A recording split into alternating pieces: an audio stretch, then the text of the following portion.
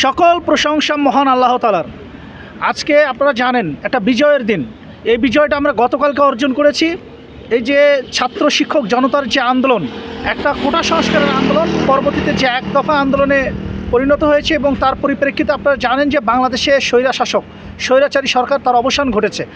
এখন কথা হচ্ছে, আপনারা জানেন যে গতকালকে এই যে বিজয়কে উদযাপন করতে গিয়ে বাংলাদেশের বিভিন্ন জায়গায় অনাকাঙ্ক্ষিত ঘটনা ঘটে গেছে। বিশেষ করে অনেক ধ্বংসযজ্ঞ হয়েছে, অনেক রাষ্ট্রের স্থাপনা ধ্বংস হয়েছে।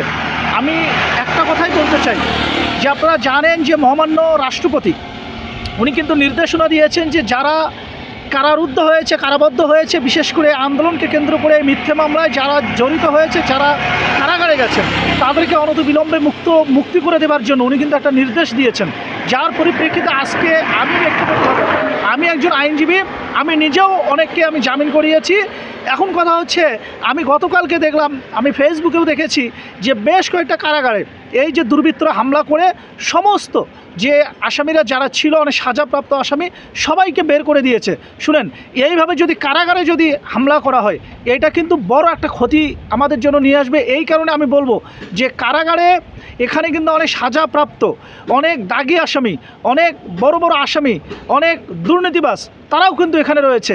এখন এইভাবে কারাগারে যদি আমরা হামলা চালিয়ে কারাগারগুলো যদি এভাবে ভেঙে দেওয়া হয়, তাহলে দেখা যাবে অনেক দুর্বৃত্ত, অনেক সাজাপ্রাপ্ত আসামি, অনেক দুর্নীতিবাজ, তারা কিন্তু এই সুযোগে এরা কিন্তু পালিয়ে যাবে। তাই বলতে চাই যে যেভাবে নির্দেশনা হয়েছে, এখন বর্তমানে আমরা যারা কারারুদ্ধ হয়েছে, এই যে আন্দোলনকে কেন্দ্র করে যারা কারারুদ্ধ হয়েছে, যারা কারাগারে আছে, আইনি প্রক্রিয়া আমরা তাদেরকে বের করব।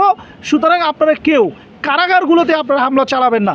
কারাগারগুলোতে এইভাবে হামলা চালিয়ে যারা অপরাধী, প্রকৃত যারা অপরাধী, যারা সাজাপ্রাপ্ত অপরাধী, অনেক দুর্নীতিবাজ, তারা কিন্তু কারাগারে রয়েছে, তারা এই সুযোগটা কিন্তু নেবে। এই সুযোগে দেখা যাবে তারা কিন্তু এমনকি দেশ ছেড়েও পালিয়ে যেতে পারে। সুতরাং কারাগারগুলোকে আমরা এভাবে আর হামলা চালাবো না। এবং সেই সাথে আমি এটাও বলতে চাই যে বাংলাদেশের যেখানে আপনারা বিজয় উদযাপন করুন না কেন, কোনো প্রকার নাশকতা, কোনো রাষ্ট্রীয় সম্পদ ধ্বংস, এইগুলো থেকে আমরা বেরিয়ে আসব।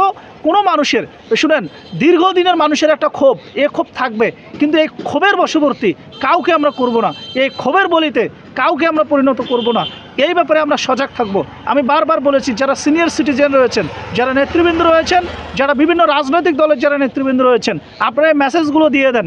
তা না হলে দেখা যাবে এই ধ্বংসযজ্ঞ যদি চলতে থাকে, এই যে পরাজিত যে শক্তি, এরাই কিন্তু এই সুযোগগুলো নেবে বাংলাদেশের মধ্যে একটা বিভ্রান্ত করবার জন্য, এই আন্দোলনটাকে এবং যে বিজয়টাকে বিভ্রান্ত করবার জন্য, বহির্বিশ্বের কাছে একটা ভাবমূর্তি নষ্ট করবার জন্য এই সুযোগটা কিন্তু পরাজিত শক্তি কিন্তু নেবে। তাই বলতে চাই, আপনারা এই দায়িত্বটা নেন। সিনিয়র সিটিজেন এবং যারা নেতৃবৃন্দ যারা রয়েছেন, বিভিন্ন রাজনৈতিক দলের নেতৃবৃন্দ যারা রয়েছেন, সবাইকে আমি অনুরোধ করব, যারা আমার ভিডিওটি দেখবেন, আপনারা দয়া করে এই ব্যাপারে বারবার এই মেসেজগুলো দেন। এবং কারাগারগুলোকে আর আমরা কোনো কারাগারে কোনো হামলা হোক, এটা আমরা চাই না।